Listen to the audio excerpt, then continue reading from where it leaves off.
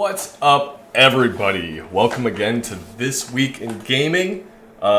We've been having some technical challenges with Discord, so we're just making sure everything looks good. Okay, I think we're ready. Episode 24 on today, April 24th. So that worked out kind of well. We planned this actually 24 weeks ago. Totally to make sure that we plan ahead. Totally. We always have things updated. Let's see.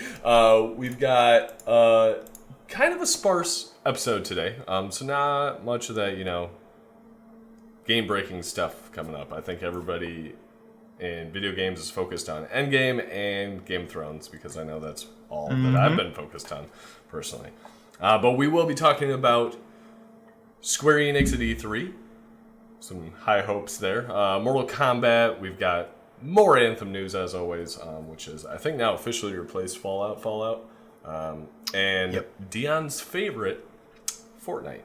So can't wait to talk about that one specifically. I'm looking forward to it, bro. Yeah, that's how you do the Fortnite.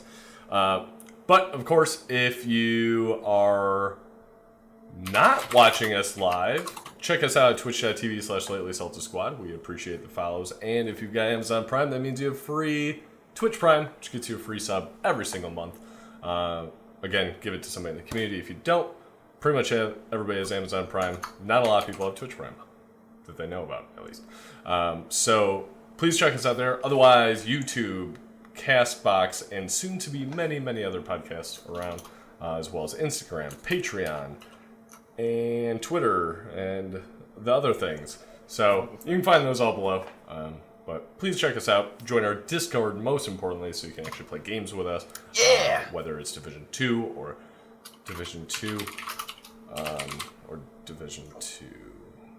We also play Division 2 from time to time. Yeah, once in a while. Apex? Nah, I haven't played Apex in like over a week. I know. I kind of feel like a recovering crack addict. Like now I don't want it anymore. Yeah, I was actually thinking about playing other games for once. It was kind of weird. That is weird. Which we'll talk about later. But yeah. Anything else on the spiel that I missed? I don't think so. Nope. Cool. Well, let's get right into the news.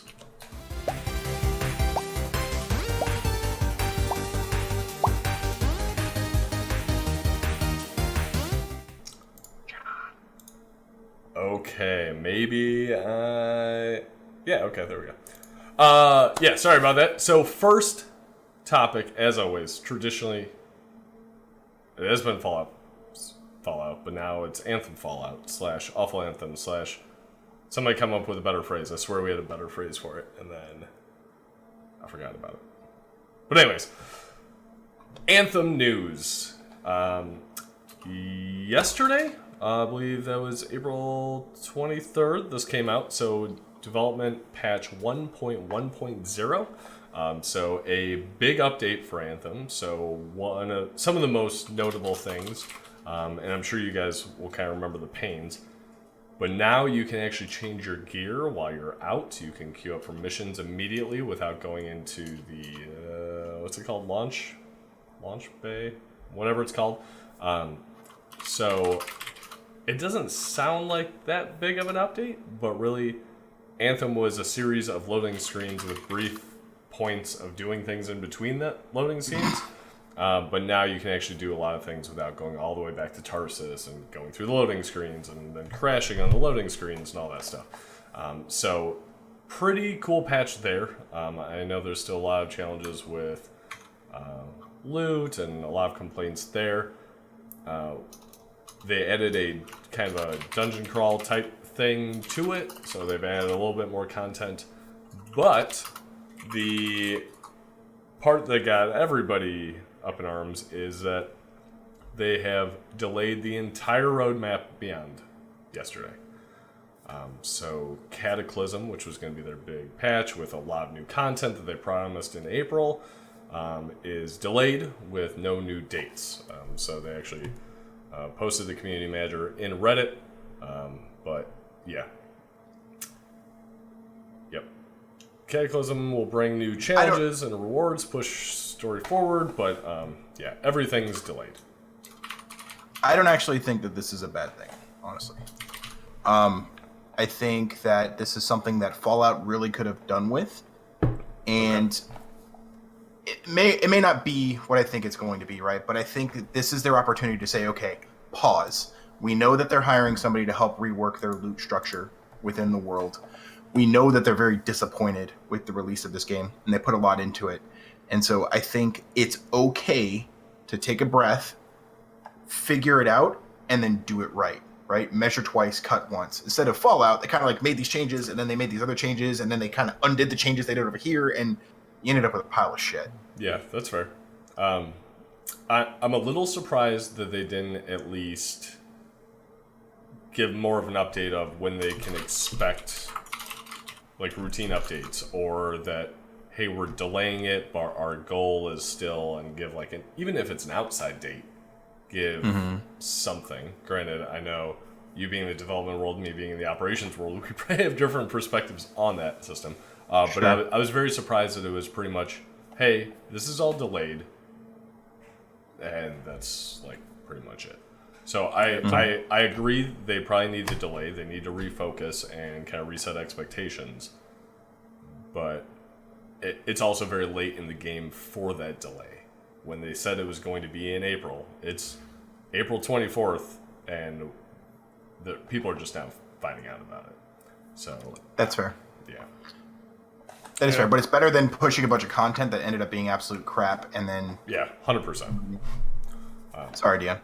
No. You make a really valid point, and I agree with John that it is late to the game to make that change. But listen, man, how many people are actually playing Anthem right now? And I know that they should use this like, if I was them, I'd be looking at, okay, let's look at the schedule. What are we not touching around? Like, what other big games aren't going to come out around this time frame? I'd pick that time frame, and I would just make it a resurgence. I would like try to literally relaunch the game to bring back people. Right. That's a great point. The way that Destiny has done a good job in other times, Destiny, put out new No DLC. Man's Sky. Yes, exactly. They need to pull one of those in order for it to be successful.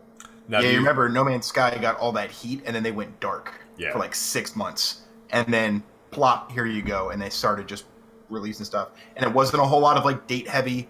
This is what we're giving you. It's like, trust that we're gonna fix this. Give us the time to do it.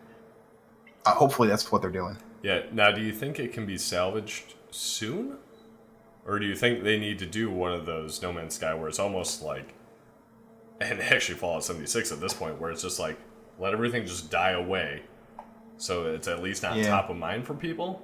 Because granted, I haven't followed it, but I heard people discussing that the Anthem subreddit, which is where the community manager posts all the updates and all that stuff, was like a holdout where people were still hopeful and optimistic, but still complaining. But lately, it's just been complaining. So I'm curious if they kind of let that maybe die down before pushing. Yeah, maybe. If you've ever been to the subreddit, there are literally hundreds of ideas from people who go from like amateur game players to people who actually are professional game developers.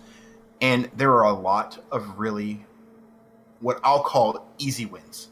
Things that are probably low development effort, high reward changes that they could make. Right. I think that they can start turning that shit around now. In terms of a re-release, I think you might be right. They may need to push the brakes just a little bit, get things right, because you only get one chance at a re-release. You can only come back to the table and say, all right, please bear with us. Here's a second chance, a new DLC, first game's 75% off. Whatever you do, you can only do that once. Gotcha. So it's got to be right. Yeah, to your point, Pharaoh Games, one of the squad itself, has, not in the chat right now, but has posted some great UI changes. So he's a designer by trade and has published some awesome ideas to just clean up their HUD and stuff like that. So to your point, I think there's a lot of relatively easy wins that they could probably do, especially for a games as a service type game that would go a long way in the eyes of the actual players, the people dedicated to it. So. Yep. Okay. Well, I think that's enough Anthem. Time for wild speculation. Yay! Hey! Square We need, Enix. We need a fancy theme next time. Ooh, Speculation. wild speculation. That should be a new segment. What are we wildly speculating on today? And I think a lot of people are. But Square Enix just announced on Twitter yesterday that they are taking the stage at Monday, June 10th at 6 p.m. Pacific, so 9 p.m. Eastern for us. That is the existing PlayStation E3 spot. That is the final spot, the big event, Bring if us you will, home. that historically has been with PlayStation not there. That slot has been open, and Square Enix is stepping up. So, Final Fantasy VII Remake. yes. Final Fantasy VII Remake. I don't want to hold my breath. I don't want to hold my breath. But as a huge Final Fantasy VII fan that's been waiting for this game since they talked about it in 2014, I want to say. PS3, they showed that little teaser demo. The night prior, there is a Final Fantasy Final Fantasy in concert thing that they're doing. Last year, prior to the Kingdom Hearts release date announcement, they had a Kingdom Hearts concert the night prior. Probably reading into things, but that means Maybe. Final Fantasy VII confirmed getting a release date. We announced it.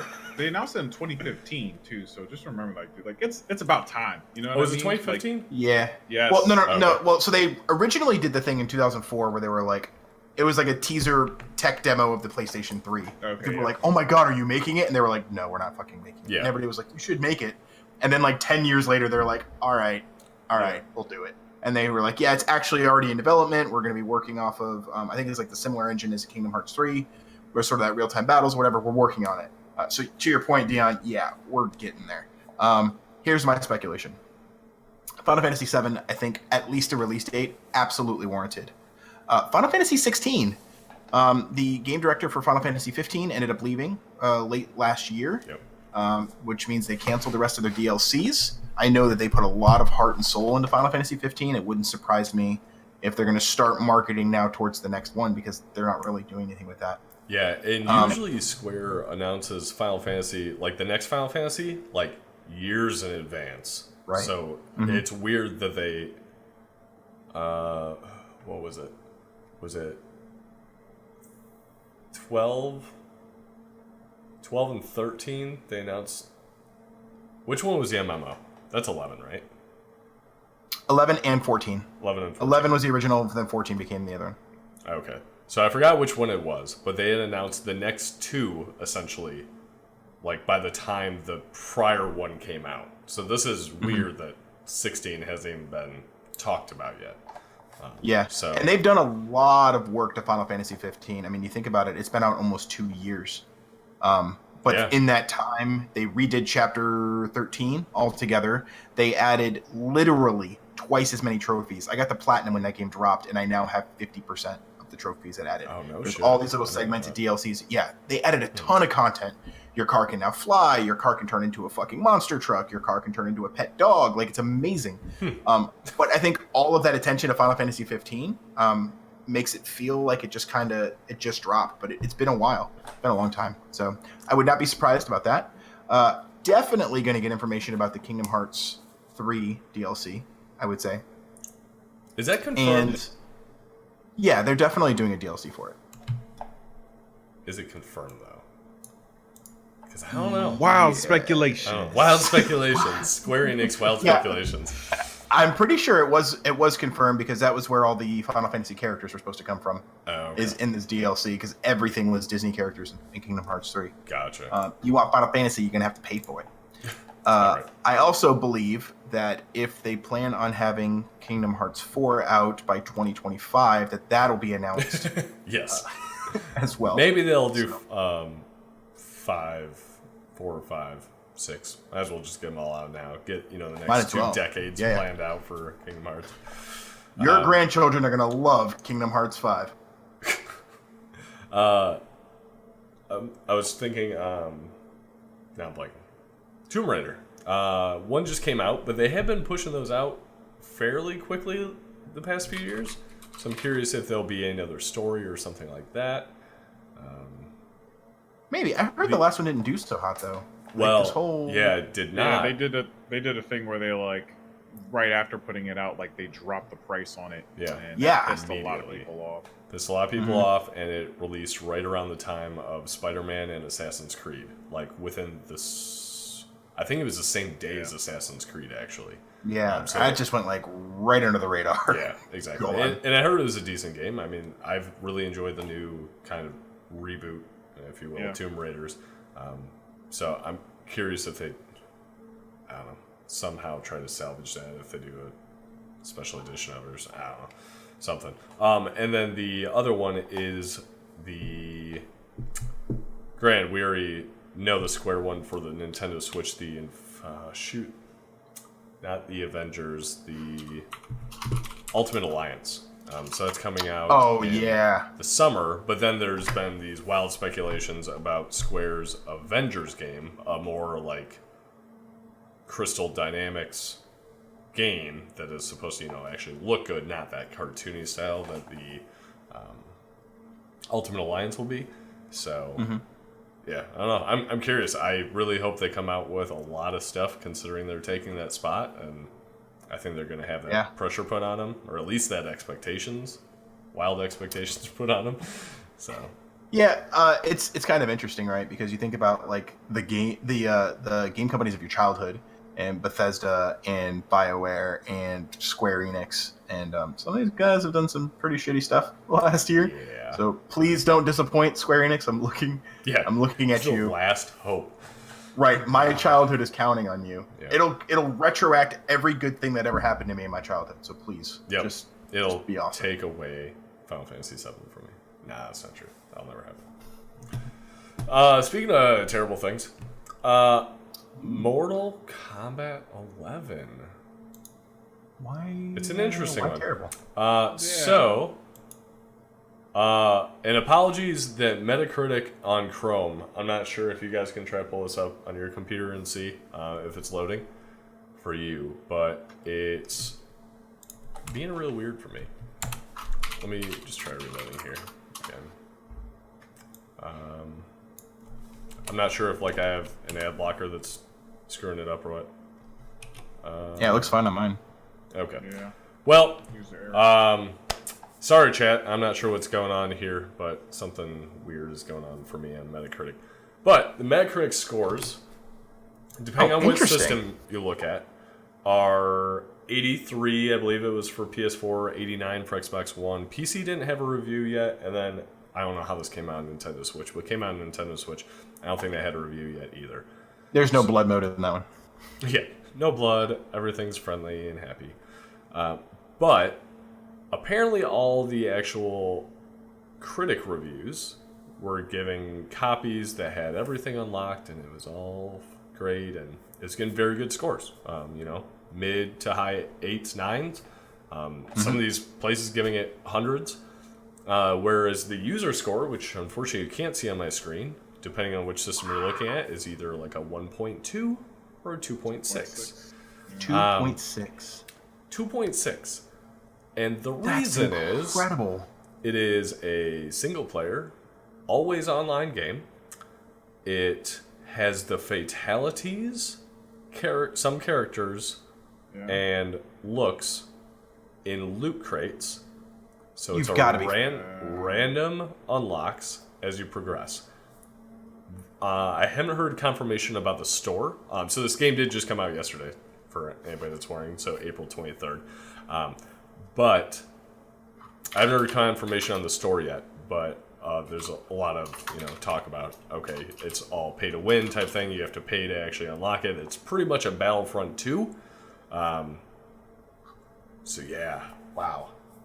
That's interesting. I'm just reading through the comments. They're pretty much just saying what you just mentioned. Yep. I watched it the last couple days, just some streamers playing it, and the single player looked fine. I watched people do online. Like, as far as game mechanics, looked good. So I was actually surprised to hear this, but yeah, people dealing with the microtransaction, like that type of stuff is always going to kill everybody, man. It really is. Especially People in a are game tired like of that, it. you know? Yeah. You're milking the industry to death. Yep. You are. And the fact that we won't have loot crates is a fucking selling point is atrocious. And it's an embarrassment. That's disgusting, man. Like, Mortal Kombat used to be, you play with your friend, you whoop his ass, and when he's not looking, you punch in a special code and you rip his fucking head off. And that's amazing. And to have to, like, buy loot crates to hope to get Liu Kang's finisher is disgusting. Yeah. So, yeah, all the critic reviews were coming out the past week, and, you know, how good it is. IGN give it a solid 9. I was contemplating, I'm not very good at fighters and have not played Mortal Kombat in a while, but all the hype for this game, and they did tons of media blitzes on it with the, you know, the old versus the new heroes and all the stuff. I was thinking about getting it.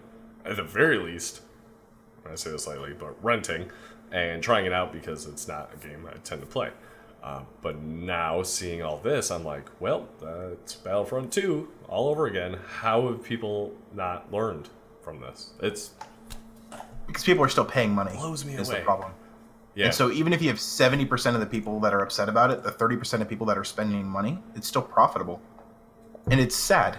It's so sad. It's as similar to the game bubble that we had in the 80s, where they just oversaturated the market with a bunch of shit that people didn't want and didn't need, and they almost destroyed the entire industry. Yeah, I believe there's a collector's or deluxe edition. Collector's spelt with a K edition. I think it was like $100 or something like that. And that like unlocked you all the characters right off the bat type thing. So it's like the fact that you have to do that for this type of game especially. It's one thing if, from my understanding, for Mortal Kombat 9 and 10, at least if you progress through the story, 10 was more of a pain in the ass, but 9 was like, as long as you progress through the story and all these things, you would unlock them. You could pay for them, I guess, and get them and unlock them right away, or you could just unlock them. But now, putting all this stuff into the randomized loot boxes for progression, I don't know. It blows me away that, especially, I would understand loot boxes, or at least paying for unlocks, but the paying for a random chance at an unlock like this, just, I don't know how you don't learn on that shit. But I remember playing Tekken as a kid and sitting down and going through the arcade mode with every character because each character unlocked a second character. Gotcha. So if I wanted to play as Tiger Jackson, I knew I had to beat the game with Eddie Gordo, and that was fun. This isn't fun. Yeah, well, even Super Smash Brothers Ultimate, when that came out, like, you started out with, 6 characters, and there's 75 to unlock? Yeah. Like, that was part of the game. That's fun. And, yeah. It's just, like, it's really silly to me because, look, we're in a time now where gamers are okay to deal with loot boxes and stuff like that if the game is free, right? We understand that, hey, I'm getting a free game. Great okay, point. Then, loot boxes, all that stuff, I have to deal with that. When you're paying for a full price game, it's exactly what happened with Battlefront 2. Like, I am giving my money to get a full-fledged game, not to be invested to do microtransactions. It's so annoying that they just like can't like see what gamers are trending to, right? We've adapted to the times, and so you will find people like back then you wouldn't have someone do that if it was free to pay through microtransactions. We will do that now, right? But not for a fully fledged game. I don't understand. And I really don't. That's the thing. It's like they just got a little too greedy. Like I think they even if they did the unlock, but you can pay to unlock it early type thing. If you would have done that, I think you would have been fine. You would have made extra money and not pissed everybody off. But the fact that you just went that extra thing to make it completely random, so you want to spend more money to get that one thing you want, I wonder if they'll do a Battlefront 2 and turn around and end up unlocking everything or reducing the price or whatever. I think they have to. With these Metacritic reviews on day 2 like this, it's crazy. It's awful. Okay, let's talk about things we actually enjoy. So, Deion, how excited are you for Avengers?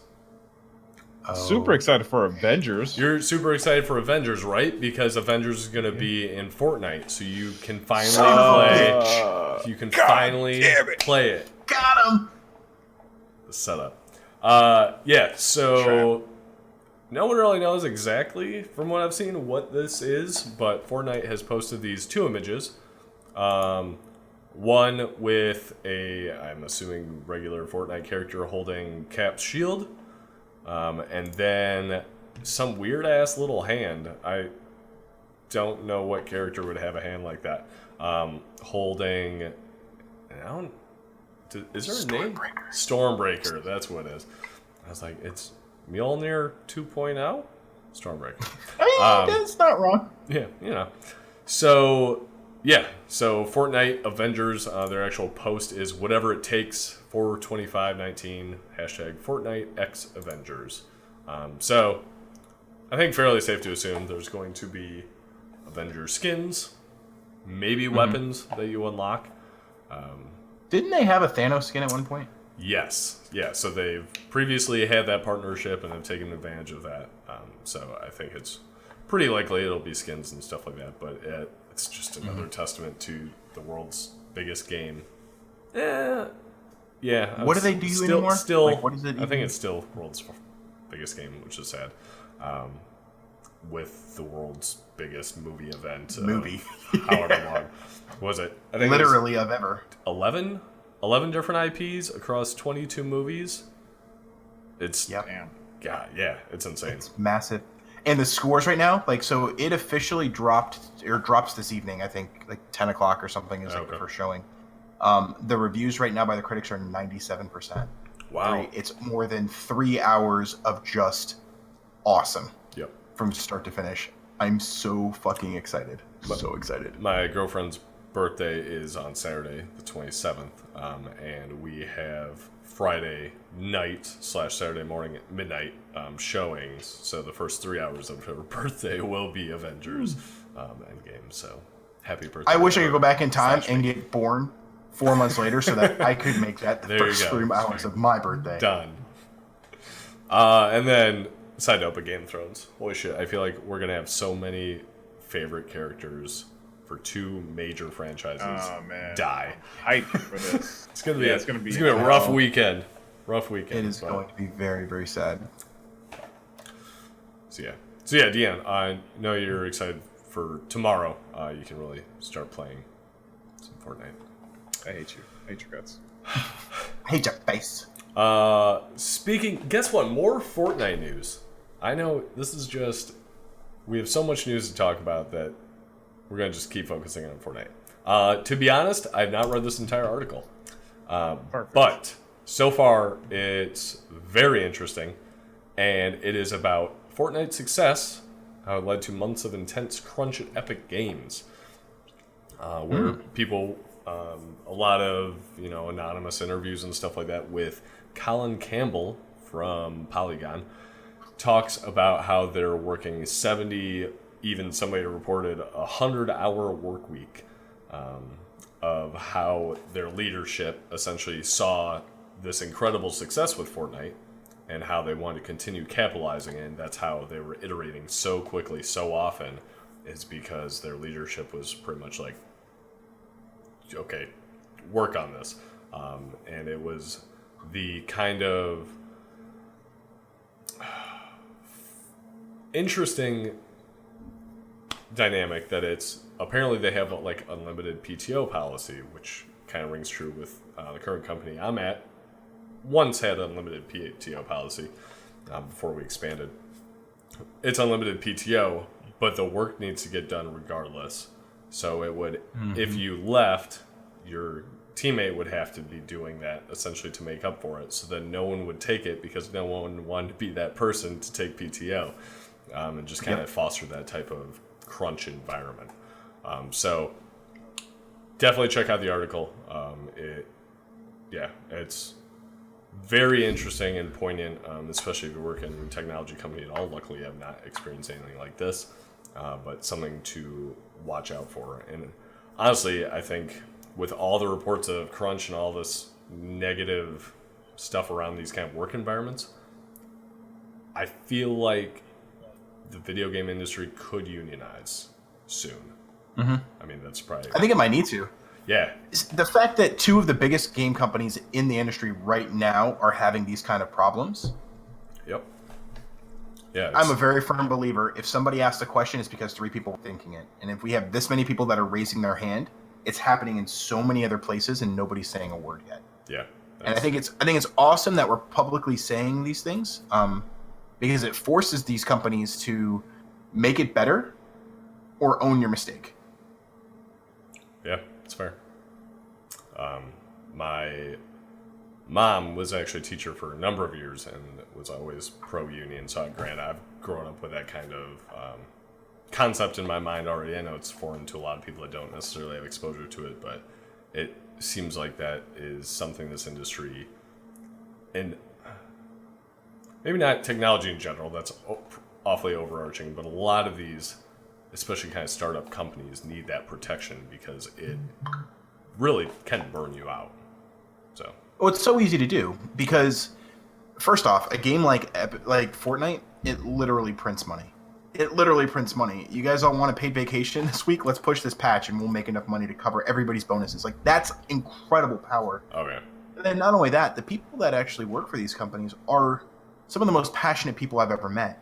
You know, game developers do it not because there's a ton of money in it, because there's not really for the developers. But it's something that they love to do. And so, I mean, I'm guilty of it myself, working hard on something that I don't want to let go of, or I don't want to fail, or I just want to one more hour. But it's the responsibility of the leadership team to hold the reins and to make sure these guys aren't working themselves to death, because there is diminishing returns. And then you just throw more people at it to get the same result you got 2 weeks earlier when everybody was fresh. Yeah. So, yeah, I think it's very easy to do.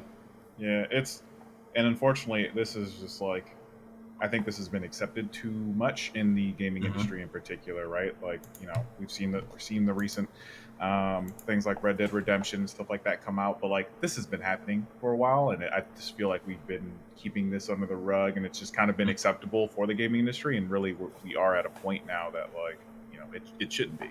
Yeah, and I think it's a testament to actually how mature the industry is becoming, the video game industry, because I couldn't even tell you 5-10 years ago if there were actually video game journalists. There's definitely articles and stuff like that, but actual journalism like this, that's investigatory, I don't think so. It's good. A lot of interviews and stuff like that, and articles about things, but not like actually investigating industry topic type things. Yeah, being in the spotlight like this too. Yeah. So, well, and this isn't like one disgruntled employee. You know, there are a number of people that are stepping forward to talk. You know, and again, even from within the organization, only 10 people are willing to talk. There's probably 30, 40, 50 that are feeling the same way. Yeah. Fair. Okay, that was kind of depressing. That was really depressing.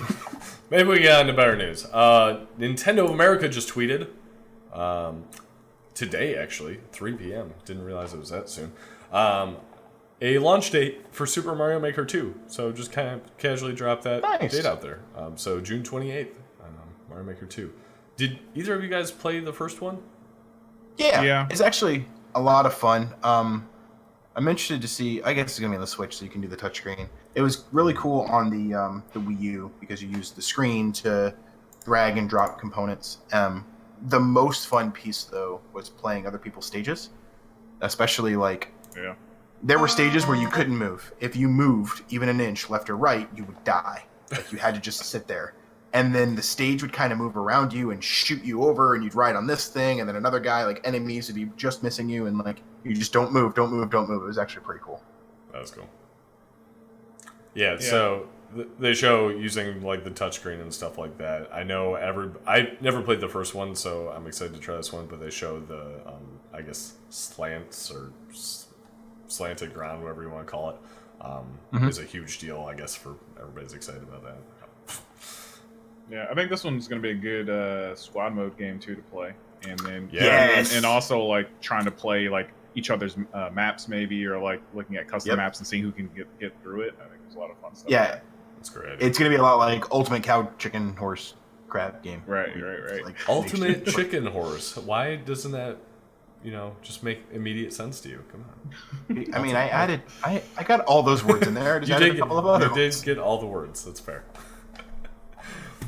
Let's see. Another drop that I unfortunately have not been playing. Assassin's Creed Odyssey. Fate of Atlantis DLC. Oh, sorry for that audio. Fate of Atlantis DLC dropped yesterday as well. So apparently this goes into the mythical city of Atlantis, and apparently it gets it kind of goes, I don't want to say off the rails, but it gets much more sci-fi fantasy than the rest of the game has so far. I've not played any of the DLC. I've not beaten the game yet. That was actually when we were talking about the Apex Legends of kind of recovering addict. This is one of those games where I keep being just about to go back to, because I really do want to play it because I enjoyed it so much. Yep. But Yeah, that one's definitely in my backlog to go through and get through. It looks like a lot that's in that cutscene stems on. It's more sci-fi-ish because it's touching onto the real lore of Assassin's Creed and the makers before them and that type of stuff, which is why it looks a lot more mystical. But they've done a good job with that, especially with this later series with Odyssey, and it's definitely my backlog to get through. Yeah, it's interesting because Assassin's Creed has always been very historical. You play in the Revolutionary War, or you play in, the Egyptian times or things like that. right. So to do something that's a little bit more fantasy is surprising.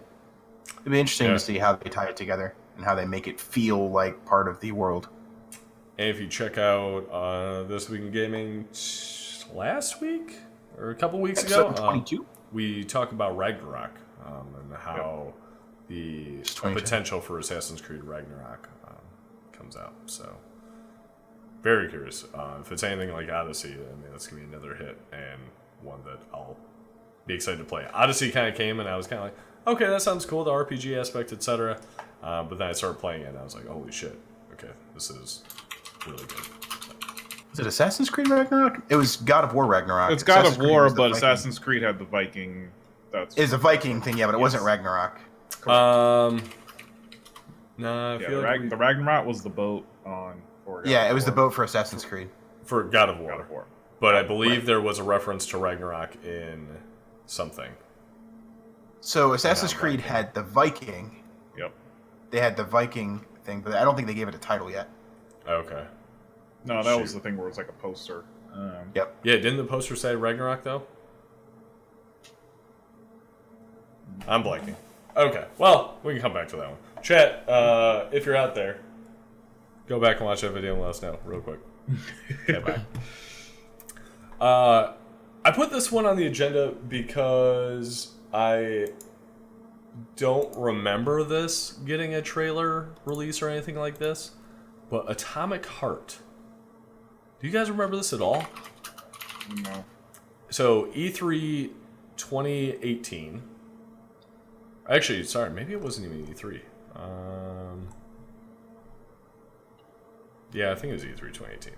So this, as Games Radar puts it, a mysterious Soviet action RPG with echoes of Metro 2033, BioShock, and Fallout. So it's a PS4 horror adventure game, and they just released a bunch of gameplay for it. And it looks really good. I don't remember this at all for some reason, though. Yeah, I feel like I would have remembered this. This looks Yeah, legit. agreed. I'm also looking at a 10-minute trailer from January, which again I don't remember this coming out. It's got 1.5 million views in it, and even in that, it looks.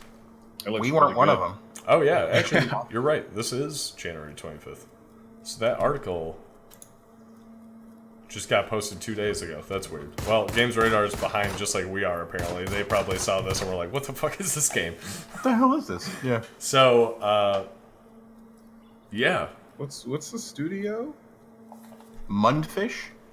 Yeah. I've never even heard of it. Never heard of them. So, just something that wasn't on my radar, but now I kind of want to keep on my radar because it looks. It Yeah, it reminds me of, well, yeah, as I said, BioShock and kind of Fallout. Metro, unfortunately, I don't know enough. I see. Yeah, it's definitely got Metro vibes to it, which would be interesting. maybe because it's the USSR type of stuff. But like, I hope this is cool. I hope that this is kind of just does a little surprise drop for us. And you know, when Metro came out, it wasn't expected to be as good as it ended up being. Gotcha. It was like, who is this studio? And they just came out and like put on Metro, and it was like, oh my god. So I'm hopefully this is on the same accord. Hopefully it So, comes out John, on Steam too. It actually says it's going to be on Steam. Okay, good. Yeah, at the bottom of the page it does say Steam. Yeah. I know you have an RTX card. It does have an RTX tech demo on the website. Just go to mundfish.com. Interesting. Get a good idea of what the environment looks like. Yeah, that's pretty neat. Onefish.com? Yep. And second tab is RTX tech demo. Do it, bro. Turn on all the RTXs. Yeah. Do it. Okay. Well, you know what? I might have to download that, and maybe we can post that video. Do a quick stream. Yeah. Yeah, pretty cool. Cool. Check us out on YouTube. Good checking that out. See YouTubes. Yeah, so, yeah, just put that on there because I saw it and I was like, I don't remember this at all. Yeah. So, there you go. Looks cool. On the radar. Yeah. Next one is long time off, but it did just get announced. James Olin, how do you pronounce it? He worked on Baldur's Gate and Star Wars Knights of the Old Republic. He just got tapped by Wizards of the Coast for a new studio. Ooh. So the studio doesn't have a name that's been released or anything like that. Doesn't even say what it's going to be working on. So, yeah. Kind of weird that they grab them, but haven't made really much more of an announcement than that. So, obviously, probably years to come before we hear anything about it. They did say it would be a new IP. So, but pretty cool. Even more interesting. Yeah. That's pretty cool. Yeah. Confirmed, not Magic the Gathering or Dungeons and Dragons. Dungeons and Dragons, yeah. So, huh. Yeah, so not much. I love news both of there, those but things, so we'll see. Yeah. Yeah. We'll keep a lookout. Let's see. Steve Pateau says Magic the Gathering MMO. I mean, that sounds like the dumbest thing I've ever heard, so thanks for playing. But... Wow. The dumbest thing he's ever heard. He's ever heard a lot of dumb things. I have. But, I know it's not the last 2 minutes. I'm not sure why that was a request, but shout out to Adev. What up, Adev? If you're watching. Shout What up, out. Adev? These Bateaus. Next in the news, no surprise, Florida Mayhem still sucks. Oh, But they're actually worse than before. Previously, I think they've been a pretty consistent 18th out of 20. They're currently now 20th out of 20. Let's try out, bro. Let's try Oh out. no, we suck again. Might as well at this point. I mean, they have won 5 maps total. 5 maps out of the 24 they've played. And have lost all 6 of the actual matches they've played. So, Washington Justice is pretty much right there with them, losing all 5. And Houston Outlaws only lost 3. Kind of weird they've only played 3. But yeah, so Overwatch League still going stage 2. Yeah, they suck. And maybe we should try out. Yeah. What's we the harm? should, I mean, Tales of Nerdia, and actually, shit, Tales of Nerdia probably could make it. oh, I'm sure you could. Same thing with yeah, I don't remember his game name. Anyway, Eric. Eric would do fantastic. Nice cover up. What's that mean? I- Trip threes. Trip Trip threes. 3. That's how I'm gonna pronounce it. Treat. What up? Thanks for joining the stream. Yeah, thanks for joining. We are just getting new addition to the agenda. Yes. Oh, look at this. Oh, yes. How did I not put this on the news? Good, I don't know. Good watching out, Mike. I appreciate Yes. So it was announced 2 days ago. There is a feature-length documentary coming out called Raising Kratos. I'm so freaking excited from this. If you guys are part of Santa Monica Studios' Instagram page, or if you're not part of Santa Monica Studios' Instagram page, they are constantly posting these behind-the-scenes footages of the mocap rooms and the sound recording rooms, and just seeing the heart and soul that these actors put into God of War. This is supposed to be a full-length documentary on the entire process, which is huge. So they released a trailer 2 days ago, I guess. So I'm super excited to watch it. I can't wait. Yeah. I mean, for a game as successful as that, I mean, that's going to be just super exciting to really understand everything behind the scenes there. Honestly, and Kratos has so much history in general that there's just going to be a lot of backstories, and I would love to hear like the nitty gritty stuff behind the scenes that they've done, to work through the game. And Corey Barlog's awesome, so just seeing him in a documentary, I think would be pretty cool. And the deleted scenes, which is weird to say, but for a video game and stuff like that. And yeah, but it's interesting, like, to hear some of the development challenges they had. They spent 3 years working on the Leviathan axe, and with a year and a half left to actually ship, they added in, which was basically God of War's best kept secret, and it almost didn't even make it into the game because the animations weren't quite right and it didn't feel quite the same, and your camera angle is now behind you instead of this isometric view, so where you're really seeing what you were doing. And so those are the kind of like nitty gritty details you think, wow, had the game shipped without this awesome weaponry, would it have been the same? Would that moment have been the same when he's got to go back and think about what is going on, and he has to open up literally and figuratively a door that he did not ever want to open again? Like, such a powerful moment. Almost didn't even make it in. So I like those kind of juicy details. Yeah, I'm excited for this one. It's going to be great. Also, welcome, and if your English is not good, that's all right. Ours probably isn't the best either for having lived here our entire lives. So there you go. It's true. Accurate. And then another one. Oh, wow. Okay, I did not know this piece of information, so thank you for that. Days Gone comes out Friday. Didn't know that. Very excited about that. Poor girlfriend, birthday weekend. Days Gone, Game of Thrones, and Avengers. But DLC, that's awesome. So survival mode and challenge updates in June. Yep, so in June they've announced there's going to be some, like you just said, there's going to be a DLC. So survival mode, you get tougher encounters, deeper gameplay challenges, fast travel will be disabled. So it's going to be just like a harder survival experience, essentially. And they're also going to have what they're calling challenges that are going to be broken into 3 categories. So you'll have bike challenges, horde challenges, and combat challenges. Interesting. I'm not really sure what that's going to be. They're suggesting races, crowd control, and good old-fashioned battles. So, good old-fashioned battles, boy. Killing them there zombies. Cool. So, I think it'll be a lot of fun. I'm excited for the game. So I really, really, really hope the game does well. Like, I really want this game to do well. Me too. I think the embargo lifts tomorrow. I think it's only 24 hours earlier or something like that. So I listened to people that are reviewing the game and can't say anything specific about it, but say they've been playing it nonstop. So I feel like that's a good sign. Granted, I know they're trying to do the reviews and stuff like that too, but this is one that honestly I'm excited to play and everything like that, but it's been on my radar, but not something I've been like following a lot.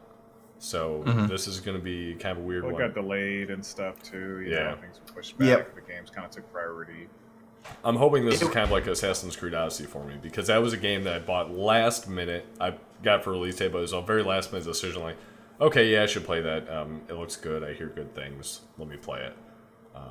Where this is kind of a similar way, where it's not like I've been super excited for it. It's just I know I want to get it. Sony Interactive Entertainment, so I'm like, I'm going to get it. So. Yeah, I wasn't super thrilled about it until the last gameplay trailer they released, where they showed a bit more of the narrative. Yeah, the story. It was like that weekend I went and I pre-ordered it. So Amazon Prime should be here Friday afternoon. So I'm thinking sick day, maybe. I'm not sure. Feeling a little scratchy here. So noted. Don't go to Mike for challenges on Friday. Got it. No, hell no. But also, no, don't. But definitely don't. And yeah, that brings us to the deals of the week. So as a reminder, Call of Duty Black Ops Blackout is free for the month of April, so you still got 6 days left. Got that there. The current Epic Games Store free game is Transistor. So you can still check that out until May 2nd. So that's till next Thursday. So make sure you pick that up. Again, you can add it to your library for free. You don't even need to download and install it. Just add to your library and make sure you claim it. And then following that, the free game for Epic Games Store will be... I'm blanking on the World of Goo. That's what it's called. So World of Goo, and it's the updated edition. I forgot what the edition's called. But it's not the original one they've done. Even gooier. Honestly, that's probably what it's called. I'm now World of realizing Goo. I've pulled up a Spanish image or something like that, some other language image. But yeah, it's kind of like a bridge building type game. I played a little bit of it on, must have been PC, back in the day, and it was good. A lot of people give it a lot of good reviews for the music and the kind of level design and stuff like that. So it's free. Might as well check it out. Yeah. And then PlayStation Plus. Normally, I think we would have been reporting on that, but I guess the way the calendar dates fall, it doesn't actually. We don't find out what the May ones are until actually May 1st. So next worst. Wednesday. So next Wednesday, during This Week in Gaming, again, you can catch us every Wednesday live on twitch.tv/Slightly Salted Games. Wow, Slightly Salted Squad. At 9 p.m. Eastern, and next Wednesday we'll be able to tell you what PlayStation Plus games are free. Kind of hoping for a VR game. Still holding out hope that they still haven't done any VR games for PlayStation Plus. So They did a couple of them. They did They did the expansion I don't or believe you. the sequel to what was that horror game with Hayden Panettiere and Remy Malik? They did the Carnival expansion that was all VR. That was it. Oh, no Or shit. PlayStation. Yeah. Okay, I'll have to go double check my library Yeah. then. Because I've claimed everything, so we'll see. Fucking called. And yeah, that is it for good.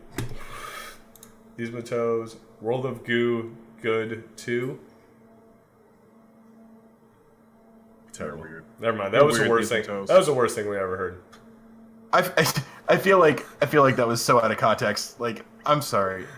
These Matos, that one's on us. We didn't read it fast enough. Yeah, it's fair. Nah, I actually. blame him.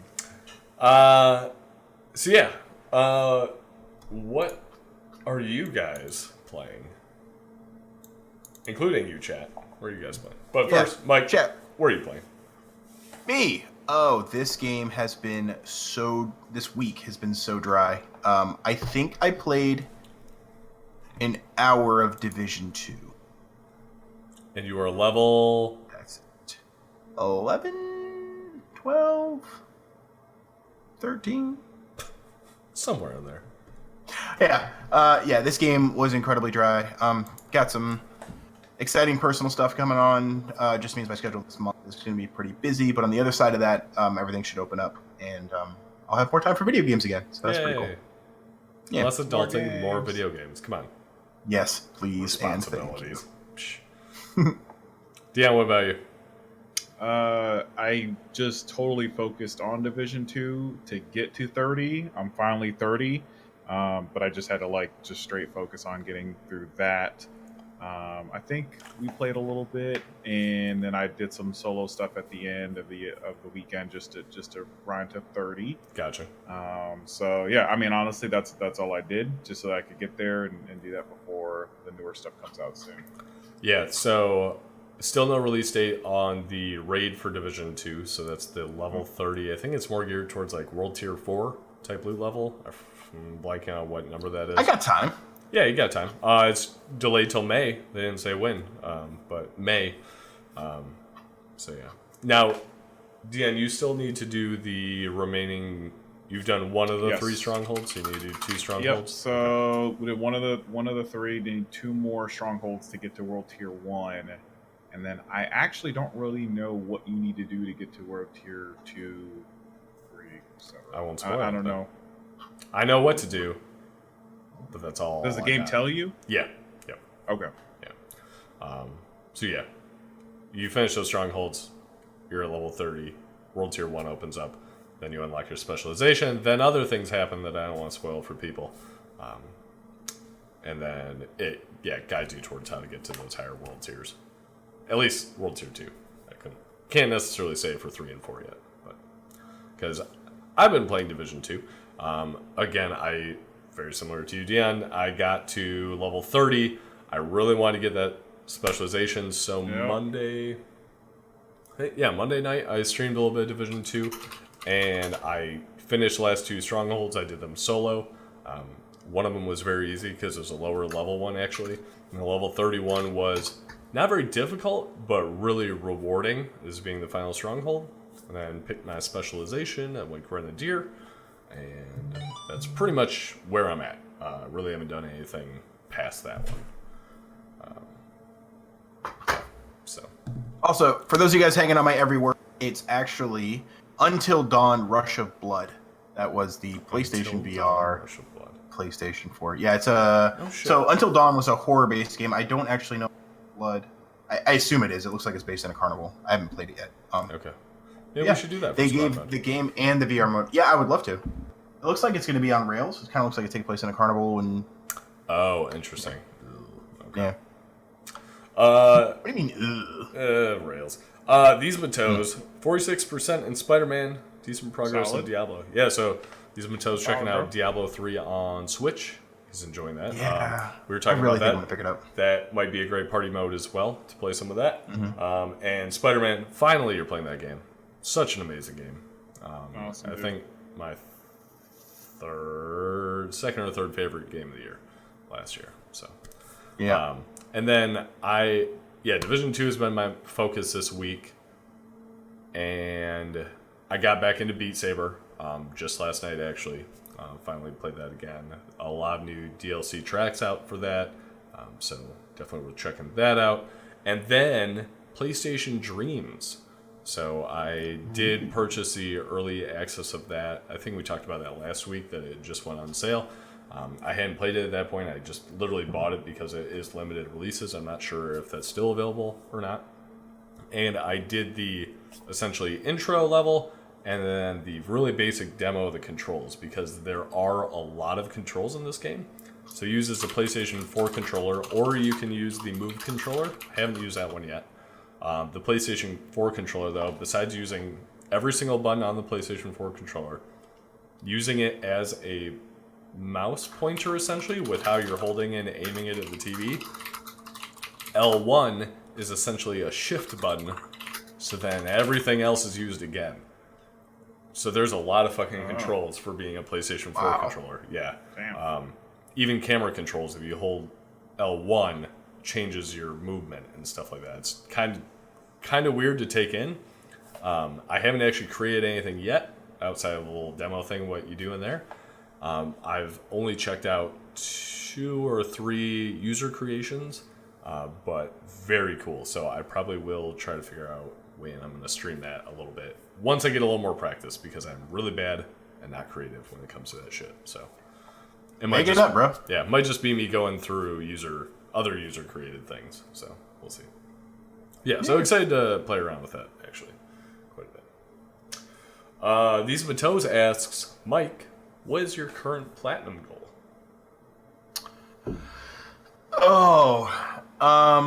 It was Sekiro until it beat all of the hope, dreams, and aspirations that I had.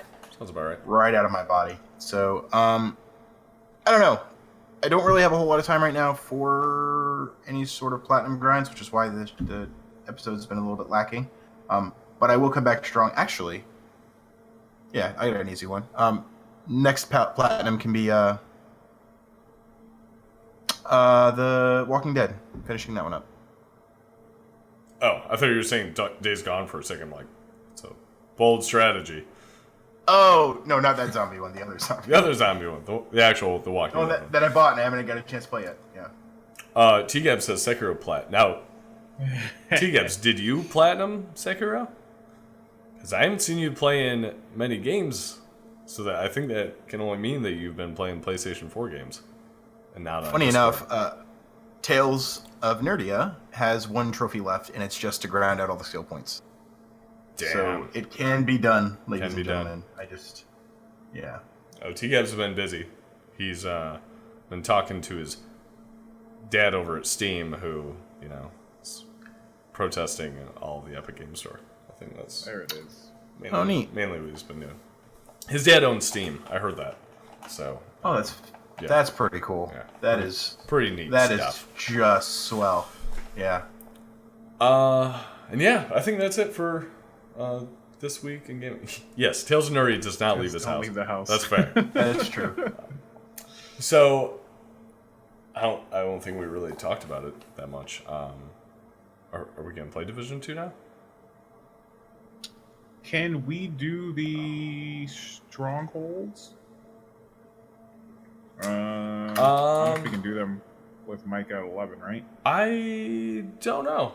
We can give it a shot. If Mike joins your game, I don't see Yeah, buddy. why not. Let's give it a try. Cool. Okay. Cool. Well, chat, we will be back shortly. Do a little bio break refill and launching Division 2. So, until next time, / very soon, stay salted. Bye, guys. Bye.